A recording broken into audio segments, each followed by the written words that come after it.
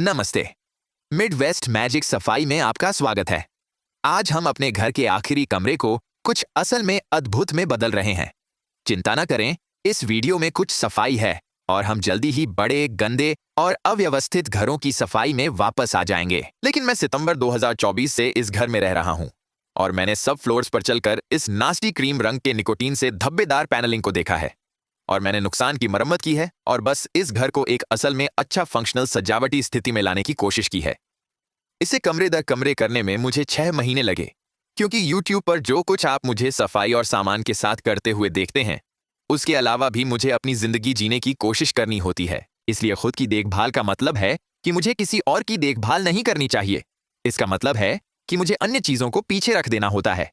इसलिए कुछ लोग असंतुष्ट थे कि मैंने पिछले कुछ वीडियो में सफाई वीडियो नहीं दिखाए हैं, लेकिन बस थोड़ा धैर्य रखें। मुझे भी समय समय पर अपनी जिंदगी का ख्याल रखना पड़ता है और ये पिछले कुछ हफ्ते बस वैसा ही बीता है। तो मैं जल्द ही सफाई में वापस आऊंगा। इस बीच, जैसा कि आप यहाँ के बैकग्राउंड में हमारी सफाई और बाकी चीजें देख सकते हैं, ये घर काफी खराब स्थिति में था और ये टाइल्स शायद 60 के दशक से यहाँ हैं। वे एस्बेस्टोस नहीं हैं, लेकिन फिर भी मैं उन्हें अभी नहीं बदलना चाहता, जब तक कि मैं एक ठेकेदार को लाकर असल में मेरे लिए काम नहीं करवा लेता, क्योंकि वह झंझट का काम है। लेकिन मैं इस बेडरूम को एक ऑफिस में बदलने जा रहा हूं, क्योंकि एक, यह छोटा है, इसलिए यह एक बेडरूम या गेस्ट रूम में बदलने के लिए असल में जगह नहीं है। लेकिन दो, मुझे सच में अपनी ऑडियो रिकॉर्डिंग के लिए एक स्थान की आवश्यकता है। पिछले सितंबर से मैं अपने लिविंग रूम में सारी नरेशन रिकॉर्डिंग कर रहा हूं और यह एक बड़ा लिविंग रूम है और वहां आवाज के गूंजने के कई स्थान हैं। इसलिए मुझे पिछले 6 महीने में ऑडियो कुछ अटपटी लग रही थी। इसलिए इस वीडियो में मैं इसे सिर्फ अपने घर के लिविंग स्पेस से अलग एक ऑफिस में बदलने वाला नहीं हूं, बल्कि इसे फंक्शनल बनाने के लिए मैंने एक पूरा गुच्छा चिपकाने और साउंड प्रूफिंग टाइल्स खरीदी हैं। वे इंस्टॉल करने में बहुत आसान हैं, लेकिन वे असल में सजावटी भी हैं और मैं उन्हें दीवारों पर पेंटिंग के बाद दोहरी फंक्शनल सजावट और साउंड प्रूफिंग के रूप में लगाने जा रहा हूं। मैं आपको बता सकता हूं कि मैंने इसे अपने डिस्कॉर्ड पर दिखाया है। इस YouTube चैनल का एक मेंबर सेक्शन है और सभी मेंबर लेवल्स को डिस्कॉर्ड तक पहुंच मिलती है। इसलिए मैंने उन्हें इसे दिखाया है, क्योंकि मैं इसे आगे बढ़ता गया और हर किसी ने जिसे भी इसे देखा है सोचा कि यह बिल्कुल शानदार लग रहा था। मुझे असल में इस पर गर्व है कि यह कैसा निकला। तो खैर, हम कोई पेंटिंग कर पाते, हमें दीवारों को साफ करना पड़ा, जो मैंने कैमरे के बिना किया, क्योंकि वो उबाऊ है। मैंने बस उन्हें सभी पर मिस्टर क्लीन का छिड़काव किया और सारी दीवारों को पोंछा, क्योंकि यह बेडरूम मेरे घर के मालिक होने से पहले पूर्व मालिकों द्वारा धूम्रपान किया गया था। दीवारों पर बहुत सारा निकोटीन और गंदगी का सामान था, इसलिए मैंने उसे धो दिया। लेकिन इसके अलावा पेंट इन दीवारों पर अच्छी तरह से चिपकेगा नहीं जब तक कि मैं एक बॉन्डिंग प्राइमर का उपयोग नहीं करूं, जिसका उपयोग मैं शुरू में कर रहा हूं। मैं इन दीवारों पर नियमित पेंट डाल सकता था, लेकिन वर्षों के निकोटीन के कारण एक अच्छी संभावना है कि पेंट पूरी तरह से चिपकेगा नहीं। और यह विशेष प्राइमर जो मैं उपयोग कर रहा हूं, एक प्रकार का सीलर प्राइमर है जो धब्बे के खिलाफ मदद करता है। यह धब्बों को रिसने नहीं देता, इसलिए मैं पूरे कमरे पर प्राइमर करने जा रहा हूं, बस 1 या 2 कोट, और फिर उसके ऊपर पेंट करने जा रहा हूं। अब ऑडियो प्रॉब्लम्स के अलावा यह करने का सबसे बड़ा कारण यह है कि चूंकि मैं YouTube पर अपनी आजीविका चलाता हूं, मैंने अपना कंप्यूटर अपने लिविंग रूम में रखा हुआ था और इसलिए मेरे कार्य क्षेत्र और मेरे लिविंग स्पेस के बीच कोई सेपरेशन नहीं था। इसलिए मेरे लिए यह महसूस करना बहुत आसान है कि मैं हमेशा काम पर हूं, क्योंकि मेरा कंप्यूटर हमेशा होता है और मैं हमेशा उसके सामने रहता हूं। मेरे लिए सिर्फ ऑफिस का होना ही अहम नहीं है जो मेरे रहने की जगह से अलग हो, बल्कि यह भी महत्वपूर्ण है और भी महत्वपूर्ण है कि यह मेरे रहने के बाकी जगह की तरह न दिखे। यह मेरे घर के बाकी हिस्सों से अलग दिखना चाहिए। मनोवैज्ञानिक दृष्टि से जब भी मैं इस कमरे को छोड़ता हूं, तो यह लगना चाहिए कि मैं एक अलग ब्रह्मांड में जा रहा हूं। इस तरह मैं अपने काम को उस जगह पर छोड़ सकता हूं जिसे मैंने ऑफिस के रूप में स्थापित किया है और मैं अपने सामान्य जीवन में प्रवेश कर सकता हूं। तो अंत में काम उस कमरे में रहता है और फिर मेरी नियमित गतिविधियां, जैसे स्पिन किक्स का अभ्यास करना और ब्रेक डांस की प्रतियोगिता, मेरे लिविंग रूम में हो सकती हैं, जहां वे फिट बैठती हैं। अब हमने इसमें 2 कोट प्राइमर के लगाए हैं, लेकिन मैं केवल 1 कोट दिखा रहा हूं और यह पेंटिंग के सभी काम में वही बात होती है। मैं आपको दीवारों और फर्शों पर 4 कोट पेंट करने से बोर नहीं करने जा रहा हूं, इसलिए हम आपको बस जो कुछ हम कर रहे हैं उसका सामान्य विचार देंगे, बजाय इसके कि हम 2 और पूरे घंटे के वीडियो बनाएं जिसमें हम बस एक ही रंग को बार बार पेंट करें। आपका स्वागत है। लेकिन हम 2 कोट प्राइमर लगाने के कारणों में से एक ये है कि प्राइमर सफेद पेंट से सस्ता है। हम दीवारों को सफेद पेंट करने जा रहे हैं और कई कोट प्राइमर लगाने और उसके ऊपर सफेद पेंट करने से यह सस्ता पड़ता है, बजाय इसके कि 3 या 4 कोट सफेद पेंट का उपयोग करना और कोशिश करना कि प्रत्येक कोट के साथ उसे कम पारदर्शी बनाना। अब विडंबना यह है कि एक बार जब मैं सारा सफेद पेंट लगा लूंगा तो मैं लगभग 90% दीवारों को साउंड प्रूफ और सजावट के साथ ढकने वाला हूं। लेकिन पूरी बात यह है कि अगर आप ऐसा कर रहे हैं तो इसे सही तरीके से किया जाना चाहिए। मैं बस वह साउंड प्रूफिंग पुराने बुरे क्रीम रंग की दीवारों पर नहीं लगाना चाहता। अगर मैं ऐसा कर रहा हूं तो मुझे पूरे कमरे को ताज़ा करना चाहिए। दीवारों पर किसी भी बचे हुए निकोटीन को सील करना चाहिए और यह सिर्फ साफ महसूस होता है और महकता है जब आप उसे बंद करते हैं।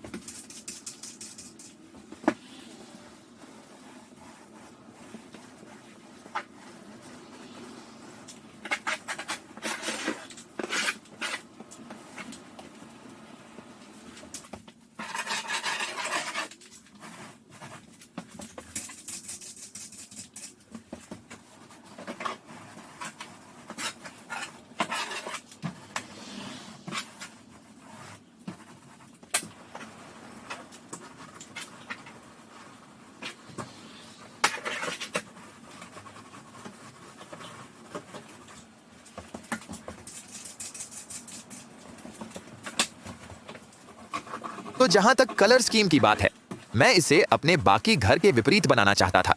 और आपके लिए, जब आपने इस चैनल का बाकी हिस्सा देखा है तो आप जानते हैं कि कलर स्कीम मूल रूप से सफेद, काला, थोड़ा ग्रे और टील है। खैर, अगर मैं बस टील को लाल से बदल दूं तो मैं कम से कम न्यूट्रल कलर स्कीम को बनाए रख सकता हूं और फिर मेरा हाईलाइट रंग बस उसका पोलर अपोजिट हो जाएगा। मुझे यह विचार खास पसंद आता है, इस फैक्ट के अलावा कि हमने पहले जिस मनोवैज्ञानिक पहलू की बात की थी। क्योंकि मैं डेडपूल का बहुत बड़ा फैन हूं। क्योंकि आप डेडपूल के बड़े फैन क्यों नहीं होंगे? मेरे पास बहुत सारे कॉफी मग्स और छोटे फिगरीन्स हैं जो इस घर में यहाँ और वहां लटके हुए हैं और वे मेरे घर के बाकी हिस्से में टील सजावट के साथ मेल नहीं खाते। तो अगर मैं उन्हें यहाँ लाऊं और यहाँ का हाईलाइट रंग लाल हो तो वे और ज्यादा सेंसिबल होंगे। इसके अलावा मैं सभी मजेदार सामान अपने ऑफिस में रख सकता हूँ ताकि आप रूम को चटकदार या बचकाना नहीं बना सकें। और आप ऐसा जो करते हैं वह है कि आप कमरे में दिए गए रंग हाइलाइट्स की मात्रा कम कर देते हैं। तो एक पूरी दीवार को लाल रंग से पेंट करने के बजाय मैं केवल ट्रिम को लाल रंग से पेंट करने वाला हूं और फिर मेरे पास एक रग है जिसमें कुछ लाल हाइलाइट्स हैं। लेकिन पॉइंट यह है कि आप अपने एक्सेंट रंग के साथ ओवरडू नहीं करें। तो जो मैं करने वाला हूं वो है 2 कोट लाल, और वह लाल जो मैंने पाया है वो डच बॉय द्वारा गंबल रेड कहा जाता है। मैं उसके सभी ट्रिम काम और खिड़की ट्रिम पर 2 कोट पेंट करने जा रहा हूं। बाकी कमरे में काले और सफेद रंग होंगे और फिर उस रंग पर जिसे मैंने मेंशन किया मैं कुछ सजावट लगा सकता हूं जिनमें लाल रंग है। तो आपको अपने सभी रंग की सप्लाई सिर्फ पेंट से नहीं करनी है। आप इसे एक्सेंट्स जैसे कि फर्नीचर और आपकी सजावट जैसे चित्र वस्तुओं के माध्यम से कर सकते हैं जिनमें वह रंग होता है जो आपको पसंद होता है। मैं वही सावधानी अपनाने वाला हूं जब काला रंग लगाने की बात आती है, क्योंकि मैं असल में एक पूरी दीवार काले रंग में नहीं पेंट करना चाहता। लेकिन जो साउंड प्रूफ टाइल्स मैंने ली हैं वे सफेद और काले रंग में हैं और मैंने कुछ ब्लैक आउट काला पर्दा लिया है। तो कमरे के बाकी हिस्सों के लिए एक्सेंट्स जोड़ने के लिए मैं बस दरवाजों और अलमारी के दरवाजों को काला रंग देने जा रहा हूं। यह सफेद रंग को तोड़ने के लिए सिर्फ पर्याप्त काला रंग देता है, लेकिन यह दूसरी बात भी करता है। मेरे कमरे में ये दरवाजे डैमेज्ड हैं। मेरे पास उन्हें बदलने के पैसे नहीं हैं और अगर मैं उन्हें सफेद रंग में रंग दूं तो छेद उंगलियों की तरह बाहर चिपकेंगे। लेकिन अगर मैं उन्हें काला रंग दे दूं तो यह छायाओं से मिलता है जो छेद पैदा करते हैं और आपको वे दिखाई नहीं देंगे। तो मैं इस पूरे छोटे रेनोवेशन या रीडेकोरेशन के दौरान इसे ध्यान में रखता हूं। हम दीवारों से पैनलिंग हटाने और ड्राईवॉल बदलने जैसी किसी क्रेजी बात नहीं कर रहे हैं। हम जो कुछ कर रहे हैं वह उसे ढकना है। अगर मैं कभी किसी नए बड़े रेनोवेशन में जाने का फैसला करता हूं और ठेकेदारों को लाऊं और सामान करूं तो हम इसकी गहराई में जा सकते हैं और कुछ महंगा कर सकते हैं। लेकिन अभी के लिए मैं केवल यह कोशिश कर रहा हूं कि इस कमरे को जितनी कम पैसों में संभव हो सके बदल दूं, क्योंकि मैं इसे पूरी तरह से बदलना नहीं चाहता। साथ ही यह मेरा कमरा है, मैं इसे अपनी मर्जी से रेनोवेट करूंगा। माँ, अगर आप खुद ही एक कमरे का रेनोवेट कर रहे हैं या केवल एक कमरे को फिर से रंग रहे हैं, तो मैं आपको एक बड़ी सलाह दे सकता हूं कि हमेशा पहले अपनी ट्रिम वर्क को पेंट करें। और इसका कारण यह है कि दीवार से ट्रिम वर्क में कटना आसान होता है, बजाय इसके कि आप ट्रिम वर्क को पेंट करने की कोशिश करें बिना दीवारों पर कोई पेंट गिराए। अगर आप पहले दीवारों को पेंट करते हैं तो आप ट्रिम वर्क को यथासंभव विस्तार से पेंट करने की कोशिश कर रहे होते हैं, बिना उन दीवारों पर पेंट किए जिन्हें आपने अभी अभी पेंट किया है। दीवारों से ट्रिम की ओर जाना बहुत आसान है, बजाय इसके विपरीत, और मैं वाइस वर्सा को बर्दाश्त नहीं करता। यह सच नहीं है। कभी कभी मैं थोड़ा सा वाइस बर्दाश्त करूंगा, लेकिन मैं वर्सा को बर्दाश्त नहीं करूंगा। मैं इसे बर्दाश्त नहीं करूंगा।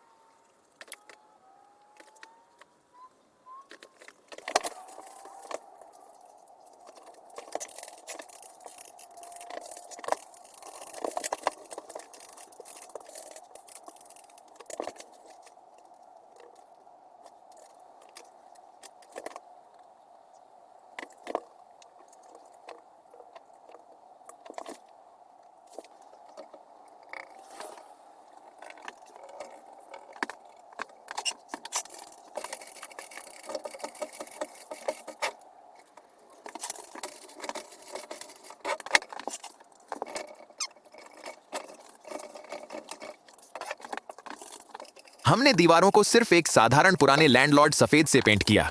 अब ये ओपेक होने में 3 परतें ले गया, जो शायद थोड़ी ज्यादा रही, क्योंकि फिर से मैं इसके लगभग 90% को साउंड प्रूफिंग के साथ कवर करूंगा। लेकिन फिर भी अगर आप इसे कर रहे हैं तो इसे सही तरीके से करें। आप बाद में खुद को धन्यवाद देंगे। असल में मैं बस खुद को इस वीडियो की शुरुआत करने से पहले धन्यवाद देकर खत्म कर चुका था। मैं ऐसा था, धन्यवाद, मैं सीधे नर्क में धन्यवाद। और फिर मैं ऐसा था, मेरे साथ ऐसा मत बोलो, मैं तुम्हारा पिता हूं। लेकिन हम जानते हैं कि मैं नहीं हूं, मैं मेरा असल पिता नहीं हूं। वैसे भी मैं किस बारे में बात कर रहा था? ओह, सफेद पेंट। तो कभी भी ऐसा पेंट न लें जो कहे कि ये एक सिंगल कोट पेंट है, खासकर अगर ये हल्के रंग का है या सिर्फ सादा सफेद है। ऐसा कुछ नहीं होता कि एक सिंगल कोट पेंट हो। पेंट कंपनियां कहना चाहती हैं कि ऐसा होता है, बस नहीं होता। मैं पेंट कंपनी का मालिक था, मैंने हर संभव पेंट की कोशिश की है। एकल परत वाला सफेद पेंट नहीं होता, इसे हमेशा कम से कम 2 चाहिए होता है, उनमें से कई को 3 चाहिए। अब एक चीज जो मैं आप सभी से विनती करता हूं, मैंने विनती कहा जैसे मैं कुछ फैंसी या कुछ हूं। मैं कितना फैंसी हूं? मैं विनती जैसे शब्द का उपयोग करता हूं। वैसे भी मैं आप सभी से विनती करता हूं कि आपको कुछ दृष्टि रखनी होगी, क्योंकि जब आप इस तरह की परियोजना शुरू करते हैं, खासकर जब आप एक बड़ा बोल्ड रंग जैसे रेड कर रहे हैं और आप इसे सफेद के विस्तृत खुले क्षेत्र के साथ जोड़ रहे हैं, तो यह मूर्खतापूर्ण लगेगा। आप इसे देखेंगे और कहेंगे, हे भगवान, जब मैंने यह करने का फैसला किया तब मैं क्या सोच रहा था? यह पूरी तरह से बेवकूफी लगती है। मुझे इस पूरे प्रोजेक्ट को खत्म करना और पूरे कमरे को ग्रे या जो भी रंग में पेंट करना चाहिए। आपको प्रक्रिया पर भरोसा करना होगा और आपको इस समय जो कर रहे हैं उससे आगे देखना होगा। आपको उन दीवारों की कल्पना करनी होगी जिन पर साउंड प्रूफिंग लगी है। आपको इसे पर्दों के लटकने के साथ कल्पना करना होगा। आपको इसे कमरे में फर्नीचर, सजावट और काले रंग में रंगे दरवाजे के साथ कल्पना करना होगा। आपको अपने दिमाग में हर कदम पर याद दिलाना होगा। यह तब बहुत बेहतर दिखेगा जब यह पूरा हो जाएगा।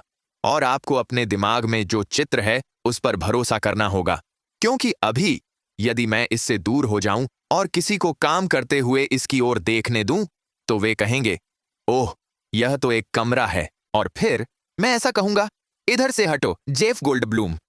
मुझे नहीं पता कि मैंने क्यों तय किया कि वह जेफ गोल्डब्लूम थे जो मेरे कमरे में आए थे। ये उनकी आवाज जैसी नहीं लगती थी, लेकिन मेरे दिमाग में वह जेफ गोल्डब्लूम थे। लेकिन मैं जो कहना चाहता हूं वह यह है कि आप जेफ गोल्डब्लूम पर भरोसा नहीं कर सकते कि वह आपकी दृष्टि देखे। आपको इसे पूरा करना होगा और योजना का पालन करना होगा। यह काम करेगा, और अगर नहीं हुआ तो आप बस कमरे में आग लगा दें। किसी भी तरह जीत आपकी है।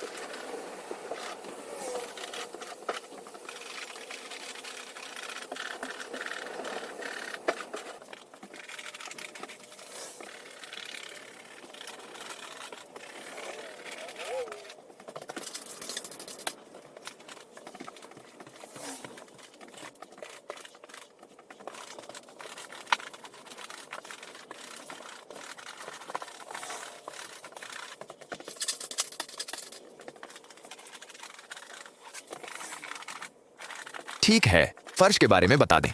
मैंने विनाइल फ्लोरिंग या नया कारपेट डालने पर विचार किया था, लेकिन पूरे खर्च में पैसे लगते हैं और मेरे पास पहले से ही पेंट था। तो जो मैं कर रहा हूं, फिर से ये सब एक कवर अप काम है, और ये सब एक अस्थायी काम है, क्योंकि आप जानते हैं 1-2 साल बाद मैं इसे पूरी तरह से रेनोवेट कर सकता हूं। लेकिन अभी के लिए मैं इस फर्श के लगभग 90% हिस्से को एक बड़े पुराने गलीचे से ढकने जा रहा हूं जो मैंने प्राप्त किया है, और मुझे ध्वनि को और ज्यादा अब्जॉर्ब करने के लिए किसी प्रकार का गलीचा या कालीन चाहिए था। तो मैंने यहां जो किया वह था फर्श की सफाई और फिर सफेद पेंट का उपयोग किया। लेकिन यह पूरी तरह से अलग प्रकार का पेंट है। यह एक उच्च चमक वाला पेंट है जो कड़े सतहों जैसे गैराज फर्श या पोर्च के लिए है।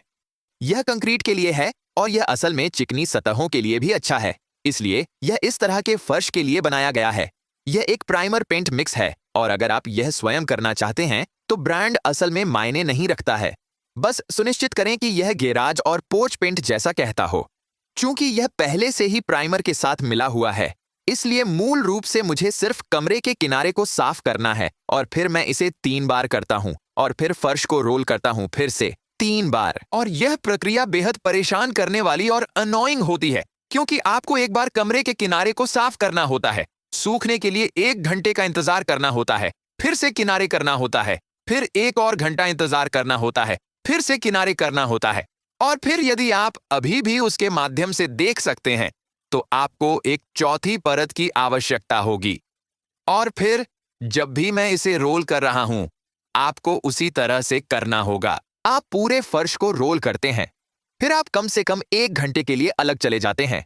कभी कभी 2 या 3 लगते हैं, ताकि यह पूरी तरह से सूख जाए, ताकि आप इसे नए कोट के लिए चल सकें।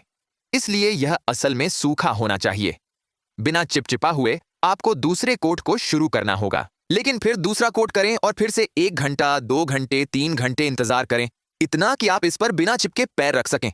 तीसरा कोट करें और फिर कम से कम 1 दिन के लिए छोड़ दें। इनमें से कई पूरी तरह से ठीक होने में 7 दिन तक लेते हैं, लेकिन आप उस पर 1 से 4 दिन के अंदर चल सकते हैं। यह पेंट के ब्रांड पर निर्भर करता है। अब मैं आपको इनमें से प्रत्येक के पहले कोट को ही दिखाने जा रहा हूं, क्योंकि आपका स्वागत है, लेकिन मुझ पर भरोसा करें। जब तक मैं रोलर्स के पहले कोट के साथ भी किया गया था, तब रात के 1 बज रहे थे और मुझे इसे अगले दिन वहीं से उठाना पड़ा जहां मैंने छोड़ा था। इसे सूखने और दूसरे और तीसरे कोट करने के लिए कई कई घंटों का समय लगा। जब यह हो गया, तो मैं कमरे के सबसे मजेदार हिस्से पर चला गया। अब मैंने ये चीजें अमेज़न पर पाई। मुझे याद नहीं है कि ये किस ब्रांड की हैं। मैंने केवल साउंड प्रूफिंग टाइलें देखी और ये पील और स्टिक टाइप की हैं। और मैं थोड़ा चिंतित था, क्योंकि मैंने पहले पील और स्टिक चीजों के साथ खिलवाड़ किया है और उनमें इस्तेमाल किए गए गोंद का चिपकाव दीवार पर स्थायी नहीं होता। यह सामग्री इतनी चिपचिपी थी कि मैं इसके पीठों को छूना नहीं चाहता था। तो जब भी मैंने उन चीजों को दीवार पर दबाया, एक बार मैंने असल में एक को गड़बड़ कर दिया और उसे दीवार से हटाने की कोशिश की और वह वहां स्थायी रूप से चिपक गया। यह उनमें से एक होती है कि अगर आप इन्हें प्राप्त करते हैं, तो यह सुनिश्चित करें कि इसे दबाने से पहले यह असल में अच्छी तरह से मेल खाता हो, क्योंकि एक बार जब यह दीवार पर चिपक गया, तो वह वहीं स्थायी रूप से रहेगा। जब भी मैं इस कमरे का रेनोवेट करूंगा, हमें टाइलों को पैनलिंग के साथ उतारना होगा। यहां विचार यह था कि मैंने सफेद टाइलों से 3 गुना ज्यादा काली टाइलें खरीदी, क्योंकि मैं एक गाय के धब्बे जैसी आकृति चाहता था और मैं चाहता था कि इसे सफेद के साथ मिश्रित किया जाए। मैं एक ऐसी दीवार चाहता था जो पास की दीवार में घुस जाए। मैंने उन काले स्ट्राइप्स में से एक को लेकर डेडपूल आंखों का एक सारग रूप देना चाहा। तो मूल रूप से यह एक बड़ी बहती हुई काली रेखा है, जिसमें उनके बीच में 2 सफेद बिंदु हैं, न कि डेडपूल आंखों की नकल करने के लिए, बल्कि डेडपूल आंखों के वाइब देने के लिए। जहां तक स्वयं पैटर्न की बात है, मैंने इसे खींचा नहीं, मैंने इसे व्यवस्थित नहीं किया। मैंने बस टाइलें लेनी शुरू की और उन्हें जहां उनके लिए जरूरत महसूस हुई डाल दिया। तो ज्यादातर मैंने यह जैसा जाता रहा वैसा कर लिया। मैंने थोड़ा पीछे हटकर देखा और कहा, यहां बहुत ज्यादा काला है, हम इसे कुछ सफेद के साथ रोक देंगे। या यहां पर्याप्त काला नहीं है, हम इसे और ऊपर चिपका देंगे ताकि इसे थोड़ा और समूहित कर दिया जाए। यह असल में मजेदार था, क्योंकि यह एक विशाल जिगसॉ पहेली की तरह था, लेकिन जिस भी तरीके से इसे संयुक्त किया गया वह काम करता था। तो यह एक जिगसॉ पहेली जैसा बिल्कुल नहीं था। असल में यह जिगसॉ पहेली का विपरीत था। मुझे नहीं पता कि मैं क्या कह रहा हूं, लेकिन आप देख सकते हैं कि जितना मैं इन्हें लगाता हूं, उतना ही कमरा बदलता है और एक अलग माहौल लेने लगता है। यह कम मोनोलिथिक होता जा रहा है और ज्यादा कलात्मक होने लगता है। और मुख्य बात यह है कि मैं इसे इन चीजों के साथ ज्यादा नहीं करना चाहता। मैं इसे इतना व्यस्त नहीं बनाना चाहता कि यह उबाऊ या भद्दा महसूस होने लगे।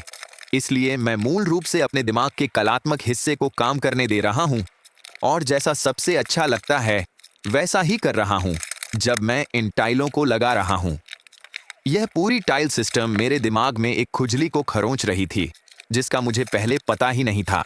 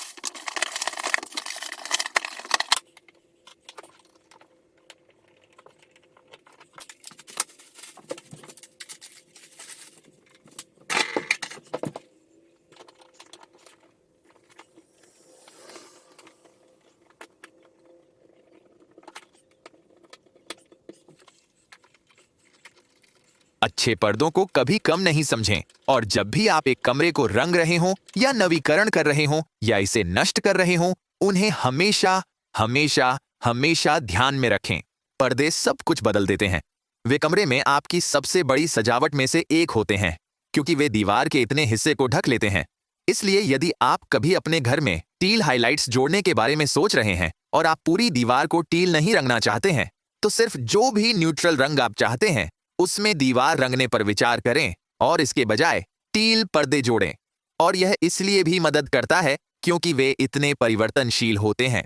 तो अगर मैंने तय किया कि मुझे काला पसंद नहीं है और मैं ज्यादा लाल चाहता हूं, तो मैं बस इनको लाल ब्लैकआउट पर्दों के साथ बदल सकता हूं और अचानक से पूरा कमरा फिर से बदल जाता है। लेकिन हमेशा इसे ध्यान में रखें जब भी आप एक कमरे को रंग रहे हों, क्योंकि आप दीवारों को देख रहे होंगे और कहेंगे, यह बहुत नीरस है, यह बहुत ज्यादा सफेद है, यह बहुत ज्यादा इस जैसा है। फिर जब आप अपने पर्दे लगाते हैं तो यह ऐसा होता है, ओह ठीक है, खैर उनको लगाने से इस समस्या का समाधान हो गया।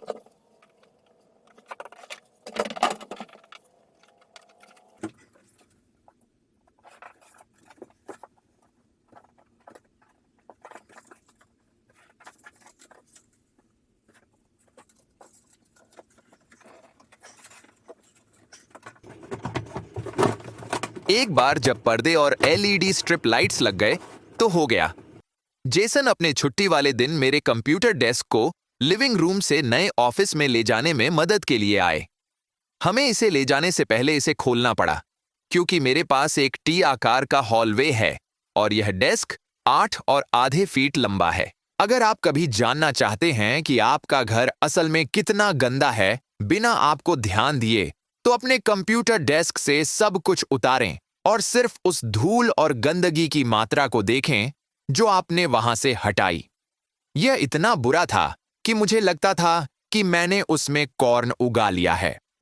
लेकिन क्योंकि मैं आमतौर पर डेस्क पर मौजूद सामान के चारों तरफ से सफाई करता हूं, मुझे कभी एहसास नहीं हुआ कि कितना कचरा, धूल और बिल्ली के बाल बाकी सारी चीजों के नीचे जमा हो चुके थे। तो मेरे लिए कंप्यूटर डेस्क को मूव करना शानदार है क्योंकि इसका मतलब है कि मैं सब कुछ साफ कर सकता हूं या इसे पुनः इकट्ठा करते वक्त।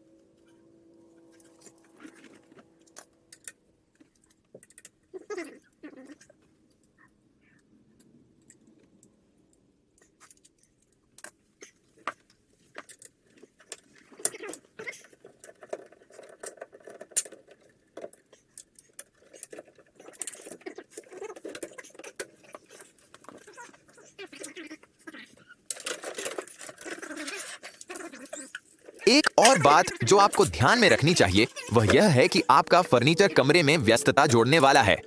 मुझे लगता है जब अधिकांश लोग रीपेंट करते हैं और दीवारों के साथ चीजें करते हैं तो वे दीवारों को कला के रूप में सोच रहे होते हैं, जबकि आपको उन्हें एक कैनवास के रूप में सोचना चाहिए। तो उदाहरण के लिए, जब हम इस कंप्यूटर डेस्क को लाते हैं तो मुझे ध्यान रखना है कि खुद डेस्क सफेद है, लेकिन इसमें काले आर्म्स और पैर भी हैं। मेरा कंप्यूटर चेयर असल में हल्के ग्रे रंग का है जिसमें काले आर्म्स, एक काला तकिया और काले पहिए और पैर हैं। और यह सिर्फ रंग नहीं है जो व्यस्तता जोड़ने वाला है, यह फर्नीचर के ज्यामिति की बात भी है। तो मेरे कंप्यूटर डेस्क पर जितना भी काला सामान है वह सब वर्टिकल चल रहा है। इसका मतलब है कि अगर मेरे पास बहुत ज्यादा काला और सफेद है जो कंप्यूटर डेस्क के पीछे की दीवार पर चल रहा है, तो यह इतना टकराएगा क्योंकि यह उस पर और ज्यादा काला और सफेद जोड़ रहा है कि यह इतना व्यस्त हो जाएगा कि यह दिखेगा कि यह भद्दा है। यही कारण है कि मैंने कंप्यूटर डेस्क के होने वाली दीवार पर केवल लगभग सभी सफेद टाइलों के साथ काले और सफेद टाइलों को एक दीवार पर करने का निर्णय लिया। अगर मैं अपने कंप्यूटर डेस्क को उस दीवार पर लगाता जहां मैं काले और सफेद को मिलाता हूं, फिर मैं कंप्यूटर डेस्क को रखता जिसमें भी काला और सफेद होता है, तो दीवार और डेस्क से सभी काला और सफेद एक दूसरे के साथ उलझ जाएगा और यह मेरे दिमाग में एक स्पैगेटी मेस की तरह बन जाएगा। यहाँ इतना कहने के बाद मैं यहाँ थोड़ा बिजीनेस चाहता था, क्योंकि मैं बिजीनेस और गति के बीच एक फाइन लाइन पर चल रहा हूँ, क्योंकि डेडपूल पूरी तरह से गति के बारे में है। इसलिए मैं कमरे में बहुत गति चाहता था, क्योंकि अगर मैं इसे सभी सादे सफेद दीवारों के साथ कुछ लाल हाइलाइट्स के साथ करता तो यह पर्याप्त नहीं होता और यह एक बड़ा उभरा हुआ कमरा होगा और मैं वीडियो एडिट करते समय सोना नहीं चाहता। लेकिन इसके अलावा मेरा मतलब है यह मेरा ऑफिस है, इसलिए इसे कोई और नहीं देखेगा सिवाय मेरे। और खैर, अब आप सभी, अरे जब आप मुझे ये चीजें करते हुए देख रहे हैं, अगर आपने अभी तक सब्सक्राइब नहीं किया है तो कृपया करें। हम 1 मिलियन सब्सक्राइबर्स के अंतिम चरण में हैं और अगर हम पिछले कुछ महीनों में देखी गई वृद्धि को बनाए रखते हैं तो हमें इस गर्मी तक इसे प्राप्त कर लेना चाहिए। 1 मिलियन सब्सक्राइबर्स मेरे लिए इसीलिए मायने रखते हैं क्योंकि तब मुझे गोल्ड प्लैक मिलता है और चैनल से मैंने जो कुछ भी मांगा है वह बस मुझे वह प्लैक चाहिए क्योंकि यह अच्छा लगता है और असल में बस इतना ही, यह अच्छा लगता है। मैंने अपने सदस्यों से यह भी वादा किया है कि अगर मुझे गोल्ड प्लैक मिलता है तो मैं इसे फ्लेवर फ्लेव के घड़ी की तरह एक चेन पर अपने गले में पहनूंगा। मैं कम से कम एक वीडियो के लिए यह करूंगा। यह निश्चित रूप से सफाई को और कठिन बनाने वाला है, लेकिन मेरा मतलब है मैं चुनौती का सामना करने के लिए तैयार हूं। अगर आप इस चैनल के सदस्य हैं, पैड मेंबरशिप पर सभी 3 स्तरों को डिस्कॉर्ड का एक्सेस मिलता है और मैं वहां हूं असल में हर दिन अपनी छोटी वेबकैम कॉल चीज के साथ बहुत से लोगों के साथ।